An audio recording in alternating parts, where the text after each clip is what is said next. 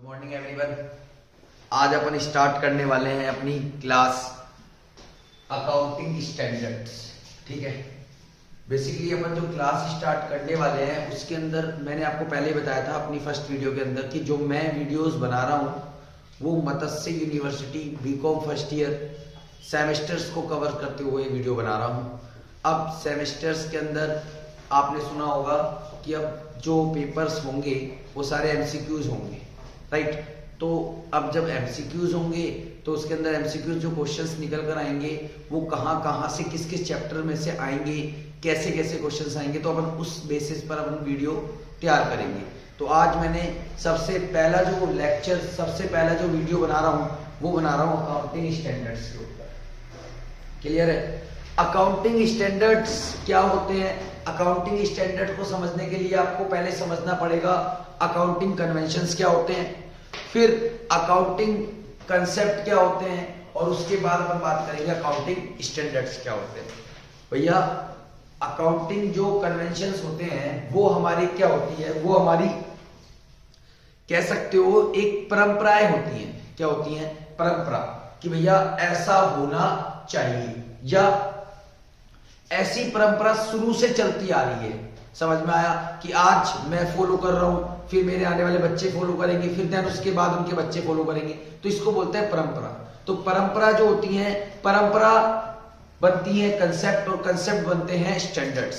Clear है? अब आज बेसिकली अपन ये बात करने वाले हैं अकाउंटिंग स्टैंडर्ड्स होते क्या है, कितने होते हैं, किसके, इसके बारे में अपन बातें करेंगे। तो अकाउंटिंग स्टैंडर्ड्स की अगर मैं बात करूं तो अकाउंटिंग स्टैंडर्ड जो इंडिया के अंदर है वो आईसीएआई द्वारा एक बोर्ड बनाई गई है। आईसीएआई द्वारा एक बोर्ड बनाया गया, उस बोर्ड के अंदर एएस 1 to 32 1 से लेकर 32 तक अकाउंटिंग स्टैंडर्ड डाले गए हैं, जिसमें से अभी कुछ स्टैंडर्ड्स को विड्रॉल भी किया गया है। ठीक है, तो उनके बारे में भी अपन बातें करेंगे। 1 से 32 तक जो एएस है वो क्या होते हैं उनके बारे में भी अपन बातें करेंगे। सारी बातें इस वीडियो के अंदर अपन करेंगे। उससे पहले मैं आपको बता देता हूं, एएस तो सबने सुना होगा, अकाउंटिंग स्टैंडर्ड के बारे में तो सब जानते हैं। क्लियर है? अकाउंटिंग स्टैंडर्ड्स के बारे में सब जानते हैं, क्योंकि हमारे इंडिया के अंदर अगर हमें अकाउंटिंग करनी है तो हमें किसको बेस लेना होगा? अकाउंटिंग स्टैंडर्ड्स को बेस लेना होगा। हम जो अकाउंटिंग करते हैं वो अकाउंटिंग स्टैंडर्ड्स के अकॉर्डिंग हमें करनी होगी, क्योंकि अकाउंटिंग स्टैंडर्ड्स के अंदर बताया गया है कि हमें किस तरीके से अकाउंटिंग करनी है। क्लियर है? आगे चलते हैं। बेटा इंडिया के अंदर तो समझ में आ गया। अब बात आती है, आपने सुना होगा ये एएस की जगह पे आईएएस या आईएफआरएस। समझ में आ रहा है? ये आईएएस क्या होते हैं या आईएफआरएस क्या होते हैं? आईएएस का मतलब होता है इंटरनेशनली अकाउंटिंग स्टैंडर्ड, यानी कि जो इंटरनेशनल अकाउंटिंग स्टैंडर्ड है वो क्या है। समझ में आ रहा है? अब आईएफआरएस क्या है? जो अभी लॉन्च किए गए हैं, मतलब अभी आए हैं आईएफआरएस। ठीक है, आईएफआरएस का मतलब होता है international financial reporting standard. Clear है? अब ये दोनों क्या चीज है बेटा? ये दोनों क्या है या ये हमें क्यों पढ़ने हैं? मेन जो क्वेश्चन आता है कि सर क्या हमें इंटरनेशनली जो आईएफआरएस है, आईएएस है, क्या हमें ये भी पढ़ना है? बिल्कुल भैया, हमें ये भी पढ़ना है। क्यों?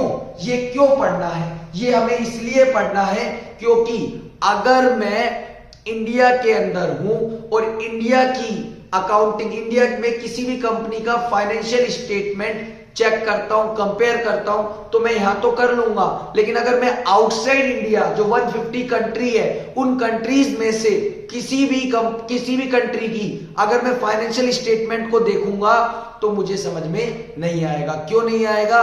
क्योंकि जो 150 कंट्रीज हैं उन सभी कंट्रीज के अंदर ये फॉलो किए जाते हैं, ये अडॉप्ट किए जाते हैं, जिसकी वजह से हम एक कंट्री से दूसरे कंट्री के अंदर जो फाइनेंशियल स्टेटमेंट है उनको आपस में क्या कर सकते हैं? कंपेयर कर सकते हैं। अगर मैं फॉलो करता हूं किसको? आईएएस और आईएफआरएस को फॉलो करता हूं तो वो कंट्री मेरे कंपनी के फाइनेंशियल स्टेटमेंट को भी क्या कर सकती है? कंपेयर कर सकती है, पढ़ सकती है। क्लियर है। ये जो आईएएस आईएफआरएस बनाए गए हैं वो इसलिए बनाए गए हैं कि सारी कंट्री के जो अकाउंट्स हैं वो एक दूसरी कंट्री आपस में क्या कर सकती है, एक दूसरे कंट्री के फाइनेंशियल स्टेटमेंट को समझ सकती है। क्लियर है। अब मैंने आपको बताया कि जो अकाउंटिंग स्टैंडर्ड होते हैं वो तो हमारे कितने होते हैं, 32 होते हैं। ऐसी आईएएस कितने होते हैं, 41 होते हैं। कितने होते हैं, 41 होते हैं। आईएफआरएस कितने होते हैं, आईएफआरएस जो होते हैं वो 16 होते हैं। कितने होते हैं, 16 होते हैं। अब बेटा इसमें क्या होता है, ये इंटरनेशनल जो अकाउंटिंग स्टैंडर्ड्स हैं इसमें क्या होता है, ये किसी के ऊपर दबाव नहीं डालते कि साहब आप हमें अडॉप्ट करो या हमें फॉलो करो। अब ये कंट्रीज के पास ऑप्शंस होते हैं कि भैया इसको अडॉप्ट किया जाए या अडॉप्ट नहीं किया जाए। अब एक तो होते हैं कि कई कंट्री ऐसी होती है जिसको एज इट इज जैसे ये है वैसे के वैसे इसको फॉलो कर लेते हैं।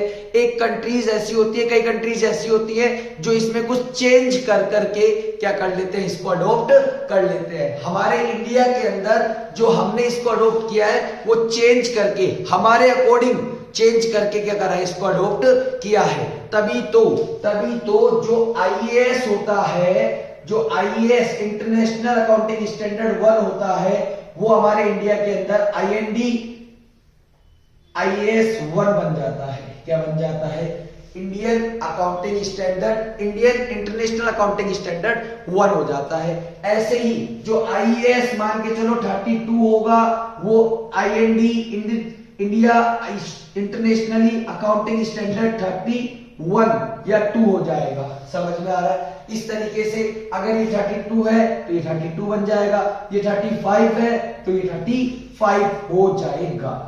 समझ में आया नहीं आया, क्लियर है। और इसी तरीके से जो हमारे इंटरनेशनली फाइनेंशियल रिपोर्टिंग स्टैंडर्ड जो होते हैं वो 1 से कितने होते हैं, 16 होते हैं। जो हमारे इंडिया के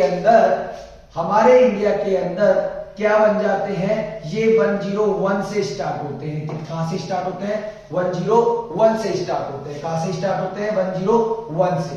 अब ये 101 से लेकर के ये 101 से लेकर के 116 तक क्या होते हैं, इंडिया में अप्लाई किए जाते हैं। समझ में आया। ये हमारे आईएएस और आईएफआरएस होते हैं जिनके बारे में हम डीपली एक वीडियो और बनाएंगे, उसके अंदर हम इसके बारे में समझेंगे। आप मेनली हमें जो पढ़ना है वो हमें किसके बारे में पढ़ना है, एएस के बारे में पढ़ना है, अकाउंटिंग स्टैंडर्ड्स के बारे में पढ़ना है। किसके बारे में पढ़ना है, अकाउंटिंग स्टैंडर्ड्स के बारे में। क्योंकि जो हमारे एग्जाम में एमसीक्यूज क्वेश्चंस आने वाले हैं उसमें हो सकता है अकाउंटिंग स्टैंडर्ड्स का भी क्वेश्चन 1 या 2 क्वेश्चंस डाल दे। समझ में आया। डायरेक्ट क्वेश्चन आएगा AS3 क्या बोलता है, यह AS3 किसका है। समझ में आया। तो हमें एक बार 1 to 32 जो अकाउंटिंग स्टैंडर्ड्स हैं उनको हम डीपली पढ़ लेंगे, उनका मतलब समझ लेंगे, जिससे हमें दिक्कत नहीं आएगी। क्लियर है। तो मिलते हैं नेक्स्ट वीडियो के अंदर। लाइक करें, सब्सक्राइब करें, और अगर किसी को और भी वीडियो चाहिए या कोई भी टॉपिक के ऊपर तो वो कमेंट्स करें। ठीक है, थैंक यू।